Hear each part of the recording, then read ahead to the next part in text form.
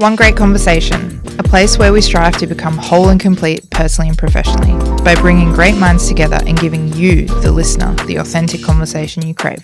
One great guest at a time. Welcome back to One Grate Conversation. Recently we spoke with Luke from Rogue Institute. Luke comes from a wealth of experience, from plumbing to retail, project management, combat engineer at the Australian Army, and now the director at Rogue Institute, which specialises in resilience, self-awareness, and leadership. Luke's no fuss, shoot your shot take on being the best version of yourself within the workplace is a highly transferable skill, and he certainly doesn't do boring in his delivery of his content, believing that you can indeed get high at work. If you're super interested in what this means, feel free to listen in to the full episode, and we hope you enjoy. Thank you so much, Luke, for saying yes to coming onto One Grate Conversation and, sharing your insights. No worries. Thanks for having me. It was really cool, actually. Brendan, he's the general manager of Lux's Australia now. He linked me up with yourself. He explained that you were doing the pump-up session in January for our Australian team. So it all worked out really well. Excellent. Yeah. So first question off the bat for yourself. We speak a lot about being the creators of our own reality at Lux's Grates. What does that mean for you? So, I 100% agree. Like, everything that happens in life, we have a pretty big say in it. So it all comes down to we are creators by nature, but it's interwoven into our capacity to learn. So the higher our capacity to learn, the higher our creativity. That is very, very true. And we do focus a lot here on learning and development and our Living Great allowance. So I'm actually really happy that you underlined that capacity to learn because if we're not learning and growing, then I guess we're just staying stagnant. 100%. And we're not giving our full self. Yeah, for sure. What are some of the wellness practices, talking about being our best selves? What are some of the wellness practices that you actually do so that we can share that with the rest of the team and our listeners? Excellent question. I'm a big fan of hacks, right? Because we're all pretty time poor. Yeah, that's true. So the last 10 minutes before bed, I like to read something that's going to ignite the imagination part of my mind. So my subconscious mind while I'm sleeping just starts working away on that. And that creates new neurons, new ways of thinking. So when I wake up, whether I'm conscious of it or not, I've got a solution. Oh, yeah, very true. And some of my listeners who've already listened to a hypnotherapy podcast that I did with Nuvera Hypnotherapy, I actually started seeing her after she featured on here. And one key thing that I do, she did a recording for me based on my personal journey and experience and where I want to go to. It's what I listen to before bed. And that was her key thing, is that last 10 minutes as you're about to drift off is actually the most important time that change is going to happen. Absolutely. Yeah. And as we go through the different brainwave states, that's where we get to tap into the super consciousness. Yeah. And that's where the magic happens. Oh, that's actually so cool, that seeing it from different fields, because even though she's in hypnotherapy and you're in, that coaching and getting people to be their best selves, personally and professionally, that's the whole point of this, is seeing how connected we are, even though we're in different fields. Yeah. Absolutely. And so I'd say the last 10 minutes before bed, and then also say the first 10 minutes of your morning. So if you program yourself to beat your alarm clock, and it's like a sixth sense, a spidey sense. And it's a spidey sense. The whole idea of it is, if you can do that, then you're starting the day on your terms. Love that. Otherwise, you're in repeat for some other process that may not be entirely yours. And it's so strange because I used to always be cross with myself, like, why would I wake up a little bit earlier? Like, why couldn't I just have those last few minutes? But that's actually flipped my perspective, being on your own terms. Yeah, 100%. Yeah. And that's really, you can create anything. You're shaping the battle space for success in any aspect of life if you do it on your terms. Because it's congruent, it's motivating. Yeah. There's no lag. Love that. And getting high at work. I saw that on your website. That's really, really cool. It definitely gets readers thinking, like, what the heck do you mean? So please explain. Sure. I mean, who doesn't like to get high, right? So it's simply, what is getting high? It's a chemical reaction in the brain where your hypothalamus produces those chemicals. They get into your bloodstream and we feel a certain way.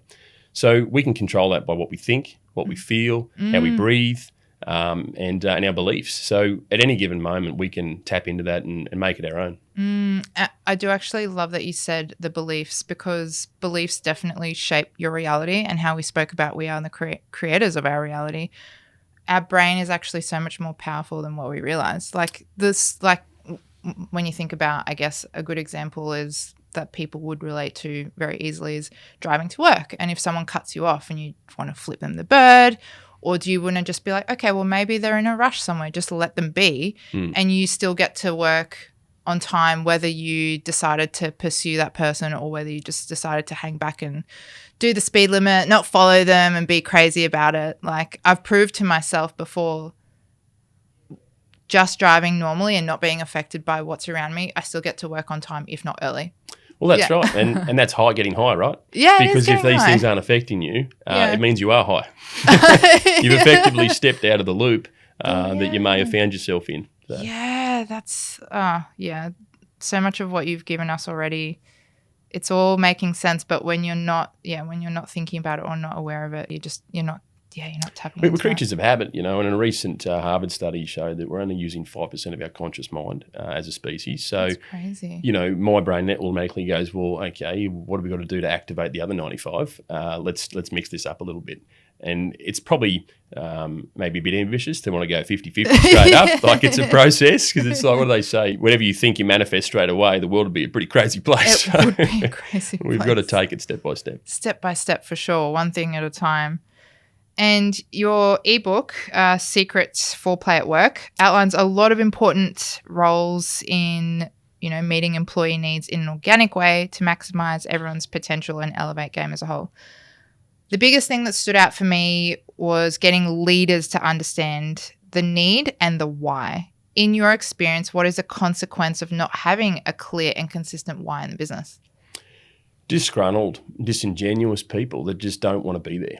That's the byproduct of not knowing your why, because your why is your purpose, and your purpose is to grow. So I like to take complex things and boil them down into things that are real easy to understand, because then the first step becomes visible. You take that. You might not see the second step, but if you know where the first one is, the second one will appear once you get on the first one. That's half the challenge I feel with anything, whether it's a personal or professional thing that you've identified that you want to do. The first step is always the hardest. It is. Yep. Yeah. Yeah, but it's like anything. Once you get the momentum up and you create a personal SOP, it's your standard operating procedure for these types of things, then it becomes second habit. So if we are not 100% conscious of what we're doing, if we've got a good SOP programmed in there, we're going to win anyway. Yeah, that's true. But if you're not conscious and you've got something playing in the background, that shit's always going to just keep showing up, right? And you're going to go, why does life keep doing this to me? Or why does this keep happening, right? Well, we all know that type of person where you rock into the workplace or whatever, and they're always whinging about this or whinging about that, or this happened again. And so we go and you're like, oh, this story again. Yeah, I mean, it's your typical Groundhog Day. You know? And it's challenging for those people because they don't step out of that loop. And if you don't, like attracts like. Something that, this is a really good one. Something that people are often afraid of agreeing with is that the customer isn't always right. And it actually piqued my interest to see that you highlight that as a potential very costly mistake. So can you please share more on your thought process here for our listeners, as it would be a common thread for anyone in the industry, from CEO down to boots on the ground, because it's a big thing, customer satisfaction, that word of mouth, referrals, that sort of stuff. Please explain this, because I do agree with you. The customer isn't always right, and that's hard. It's hard to navigate. Yeah. Absolutely. So if we think about it like we really want something from someone, okay, and if we're in desperate need of something, it's unlikely we're going to get it, right? That person then will generally withhold and go, oh, this is something of value. This person really wants it, right? So I'm going to hold back. Yeah. The truth of the matter is that 60% of clients aren't even aware of what their problem is to begin with. Right. That's alarming. So if we come out trying to sell to them, okay, and if they're not even aware of what the problem is or the pain point, then why would they buy? Only 3% of clients are ready to buy right now. So it's often that people try to target those 3% of clients from day one and go, here we go, bang, I'm going to try and sell you this. And all of a sudden that comes across needy, so the person's going to withhold from you. Whereas if we try to spend a bit more time in the nurturing process of finding out what that 60% problematic area is that they're unaware of, and help them become aware of the pain point, they have a realization, hey, this is actually quite painful. I thought it was this, and I was whinging about your price, turns out in hours and time with this solution you've got, we've just made that redundant tenfold. Now I'm aware I need this, and the dynamic changes like that. So now the client needs you on that wall. They're going to respect what you say, and they're going to work with you for a solution. Yeah. The biggest thing for me, I find too, is what I've noticed that people don't realize is that unseen cost and that perceived value. So on the surface, people look, that's more expensive, or, why are you doing this? Why are you doing that? But think deeper and go, okay, well, this might be this cost now, but what is it saving me from doing? And it's value your own time, right? Like a lot of people don't do that. I'll save $2 here, I'll save $10 there. But what is it costing you to go there and do that? Time, petrol, what are you being taken away from? Like that scarcity mindset. Yeah. 100%. And it's our job as salespeople, because we're all selling something. Yeah, something, right? Whether it's our time or expertise or products. So it's our job to guide them to that so they can understand, because once they understand that and they are aware, forefront of what their problem is, now they're going to want to respect you. They're going to have questions for you. Oh, how can you help me? How can we solve this now? Absolutely. And now they see you as an SME, subject matter expert, as opposed to someone who's just trying to sell to them. Sure. The dynamic changes. Yeah, I love that. We've come to our listener questions segment. So this is something new that I've started doing, letting our listeners know who's coming in, and they send through any questions that they might want me to ask. Sure. So can you share a bit about your personal journey and how you got into motivational speaking? Well, it started off as one of 8 children. So I've got, there's 5 boys, 3 girls. I had a brother and sister with cystic fibrosis. So that forced us into some, as little kids, to try to rationalise what the hell was going on. That affected my mother pretty bad. And then my father was on the other side of the spectrum. I only saw the world in 2 colours, right? Black and white. So fortunately for me, I had a massive spectrum of capacity to work from.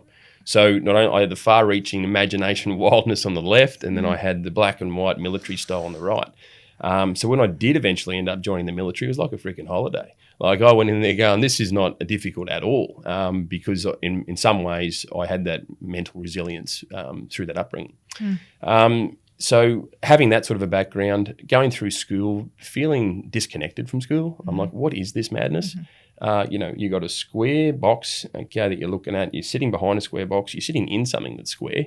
The classroom square. Everything about it was square. Right? I'm like, where are the freaking circles? Right? Yeah. So, I was a kid up the back of the room, really close to the window. And if I was if I was any closer to the window, I probably would have licked it, right? And so I'm looking out the window, seeing, dragons torching the tuck shop and it's my imagination was running out of wild. the box thinking. Yeah. And that was my way of escaping, what was going on. So and as time went on, I just got really busy. And I remember teachers saying to me at school, you're going to be a garbo, you're going to collect rubbish. And I thought, yeah, well, I'll be driving the trucks because I'm not going to be carrying the bins, right? So my brain was already wired to find a solution. Yeah, I love that. So anyway, as time went on, I just got real busy because I was a real high energy kid, and sports was a bit of a saviour for me. So I ended up just getting really busy, started working when I was about 14, and I worked with my dad when I was about 10, but got to 14, started to understand it, and it was through doing all the things that I didn't want to do that I learnt the most about myself. Yeah. And because I soon realised wherever I go, there I am. I'm taking myself with me. So I really had to, develop myself so I could be in a better position, because doing these things day in, day out, 4 a.m. starts and whatever else, was doing me head in, like heavy labouring and all this sort of stuff. So I ended up transitioning into many different fields, getting until I felt as though I'd mastered that skill. Then I moved on to the next one and the next one and the next one. So later engineering, I also went into, I was in sales, I was in retail, I was in all these industries. Oil and gas, fly in, fly out work. I think there was 14 fatalities on the side I was on alone. It's insane, yeah. So it'd come out of a donger and you see them taping up the one where someone was just there. We were just talking to them the night before. So these sorts of things, were all circumstances for me to grow and situations that I had to grow through. So in doing that, when COVID came along and I was doing engineering consulting, so I was a combat engineer with Defence. So, if anyone's thinking, if anybody lost a letterbox in the Logan region because it was blown up in the late 1990s, I'd like to apologise. Okay, because that was probably Was that me. a thing? Yeah, it was. It was. I got good at it. But anyway, when I joined the military, I got paid to do it, right? Oh, excellent. Right. It's all making sense. Yeah, yeah. So you were curious back then. Yeah, let's just put it down to training. Yeah. And then out the other side of that, when COVID kicked in, because I had all these experiences, then everyone I noticed was just in panic mode. Weren't they? Yeah. So when people are frightened and what would you say, uncertain, that's a scary time because they become unpredictable. And when people are unpredictable and they're in survival mindset, bad things happen, right? So I was aware of that, and some organisations I'd working with in the engineering space already started asking me to oversee a couple of things and help to work through some higher end problems. And I found it was more the people than the actual mechanics of the problem. And so having an engineer brain, it was like, well, why are we going to keep changing the componentry over here? And if we just change out the whole part back here, we won't have to do any maintenance on this thing. So that's how the whole Rogue Institute started. So during COVID, people were uncertain, and I provided certainty to them by coming in and helping them realise what skills, what powers they did have. That brought certainty, and then leverage the hell out of it so we can turn these uncertain times into some very fruitful ones. And I think what COVID brought was a big shift, and I think we're still seeing it now. And a lot of what we spoke about recently in one of our team meetings was remembering what we're great at and keep doing more of that. We already had a lot of great practices in place pre-COVID that really got us through COVID, and continuing that rather than being at effect of what things might come to, because there's always going to be things coming towards your business. There's always going to be someone trying to copy. There's always going to be someone who doesn't want to see you do well. Focus on what you are in control of rather than trying to stop what's coming for you anyway, because that's inevitable. But keep that gap big as big as you can, because you're going forward rather than looking back of what's coming. Yeah. If your priority becomes giving someone value, you will win, because no one can give value the way you give value. So if you keep refining that and ratchet down on that, you can't be beaten. For sure. That answer that you gave to that, I didn't know what to expect, but it all makes sense now where you are, now that you are where you are. And it's great actually for all of our listeners to show that if you aren't happy somewhere, or if there's somewhere that you want to grow to, you can change yourself however many times you need to be content with where you want to be in life. I think there's a big stigma that when you, school, if you don't do well at school, then you'll be a nobody, for starters. That's ridiculous. And that when you come out of school, you already need to have university lined up. You need to finish that degree. You need to buy a house. You need to start a family, whatever. If that works for people in that timeline, sure. But it's a big world with a lot of people, and that, who made up that timeline? That's the same for everyone, right? Look, 100%. In the land of 10,000 things, you can just become exhausted, right? And you haven't what's called decision fatigue, because you've got to think about this, think about that. Think about Netflix and Stan and Hulu alone. Exactly. Trying to pick something on a Friday night to watch, you end up just turning it off. Well, that's right. And a lot of people do that to escape. And I'm all about, escaping in healthy ways, as long as it doesn't keep you in the loop. Yeah. Everyone talks about we've got to stay in the loop. Well, do we though? You got to get out of it, right? Yeah. If you want depending on what that loop is, I guess. Yeah, 100%. All in context, yeah. So, look, I think, we all have something within us, and unfortunately at schools it doesn't tap into that. Okay, we go into, here's 50 pigeonholes of what occupations and what we believe society needs. That's it. And we're going to stick you in one of those. Oh, and you don't fit in one of those? Okay, well, we can't help you. Exactly. And my analogy of that is, go back to explosives, to blow that thing up and just go your own way. And how you do that is you write a list of all your skills and abilities. Yeah. And a list of all your passions. And then you just join them up. Which ones join up? Yeah. With that comes the next list of only the ones that join up, which will probably put you somewhere around half a dozen. Yeah. From that half a dozen, you then go onto Google and you find out the occupations that best satisfy those. Yeah. And you join those ones up. Yeah. And then you're left with the final, all that's left then is a couple of career paths, because we all do our own thing. We all learn and grow and reinvent ourselves, like you mentioned. But as long as we're on our path when we're doing that, that's it. We're not going to lose the juice, right? No. There's no room for that depression. There's no room for that lethargic, oh, here we go again, and having the alarm wake us up type mentality, because we all deserve better. We all definitely deserve better. And that's, a big purpose here is unlocking, everyone's potential personally and professionally. So that's why we have guests like yourself sharing such amazing insights with these questions. And going into the next listener question, what key qualities do you believe exceptional leaders possess, and how do you help cultivate these qualities in your coaching sessions? Great question. So demonstrating leadership specific to the needs of your audience would probably be my response to that. So what I mean by that is if you don't know the people that you're trying to lead, you got no chance. Yeah. You're fishing. Are you watching The Bear at the moment, or have you watched The Bear? No. Oh, you have to. Okay. He goes in and his brother sadly takes his life, and he has to go home to Chicago and take over the family restaurant, The Beef. And the employees don't want a bar of him. Mm-hmm. And it's all about finding them on their level and gaining that respect. Mm-hmm. Yeah. So if you're just barking at people and they're not, you're not meeting them at what they need, it's not going to happen. Yeah. I mean, and you're right. And it's a delicate tightrope too, because, work's work and social's social. You got to keep it sort of separate. Well, yes and no. I think when it comes to people, very rarely is it black and white. It's always grey. It is that bowl of noodles dropped on the floor. You don't know where it starts and where it ends, but you got to make it start somewhere. And if you ask the right questions and you get to know someone genuinely, not to use it against them. No. More so be curious. To be curious. Yeah. And people can genuinely tell whether you're curious about them for reasons that are in line with them growing and getting the most out of them. And they know when you're not. So as a leader, get to know your people. And that can just be a little activity. Sometimes it works better if you get a third party in. Yes. Because there is that human condition where no one wants to hear from their boss, right?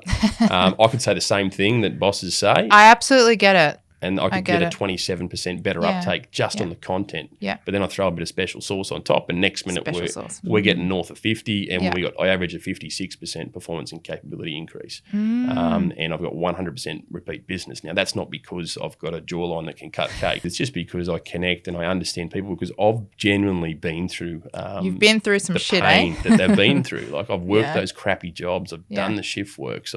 I sold toilets for 10 years, like coming out of school, and then I became a property developer where I could put those toilets in houses and make money that way. You sound so much like Tim, our CEO. Your story sounds very, very similar. Yeah. Okay. Yeah. Yeah. Well, I'm seeing the patterns. Yeah, I'm seeing the patterns through our guests. Yeah. Yeah. So just tying that off, I'd just say get to know your audience and provide the leadership they need, not the leadership you want to give to them. Oh, that's so good. That's even good parenting advice. That's a whole other podcast. That's a whole other podcast. Meeting them where they need to be met at, not what you think they need. Yeah, bang on. So last listener question, and then I've got the question to close out the episode. So in your personal journey, what aspects of leadership and personal growth have you found most transformative, and how have they influenced your work with others? I'd say the more I look within, the more I understand everything else. Because we're all connected, we're all human beings, and the faults that I have, the insecurities I have, the fears I have aren't too dissimilar to people out there. So in addressing those within me, I carry myself differently. I have a different energy, and it makes it easier for me to tap into or get on the right channel with people really quickly. And when I'm on the right channel, we can go as far as we like. We can leverage them because they feel comfortable and safe enough to sharing a little bit about themselves, and I can work with that, and we can build something special. Yeah, for sure. I think that authentic connection and bringing it back to what you said about being genuinely curious about the people that you're leading, to actually want to understand them, on a personal level rather than just being on the surface. Yeah. 100%. And if you're in a workplace where you've got that one person who keeps coming up going, I'm whinging about this, I'm whinging about that, and in your mind you're like, oh, what a pain in the ass. Like, here we go again. That person's bringing you a gift, because that person's going around mopping up all the things that aren't right in your organisation and giving it to you in bite-sized chunks. Yeah, so I didn't think of it like that. If we can see them as someone that's genuinely cares, because if they weren't whinging about it, they wouldn't give a shit. It's that care factor, isn't it? Yeah. It's something that goes against their values or the vision they have for the organisation. Sure. So if we understand their vision and then empower them, they'll take them on. Empower them. Yeah, empower them. They'll clean up the mess themselves because they're just waiting for the authority to do so. Yeah. Thank you for pointing that out. I think that'll be very valuable for people who come across this episode. Closing it off, if there was one thing that you wanted our listeners to remember from your episode today, what would that be? That everything they're looking for, they already have within them. And stop trying to probably look out there for it. Go within, understand who you are, and you'll see all the gifts that come with that, and find ways to leverage that as opposed to looking to replace that or to get something else from out here because you've already got it. Love that. Thank you so much, Luke, for joining us today and for sharing all of your insights and experience along the way. You're welcome. Thanks for having me on. No worries. Bye. Thanks, everyone, for listening. Bye. Thank you for listening to this episode of One Grate Conversation, brought to you by Lux's Grates. We hope you gained some valuable insights that you can implement into your personal and professional life. Please share this episode with others who you think may be interested in this topic. If there's something you'd like covered in future episodes, drop us a line in the comments section or send us a message on social media. To stay up to date with new episodes and to help support One Grate Conversation, please subscribe or follow us on your favourite streaming platform.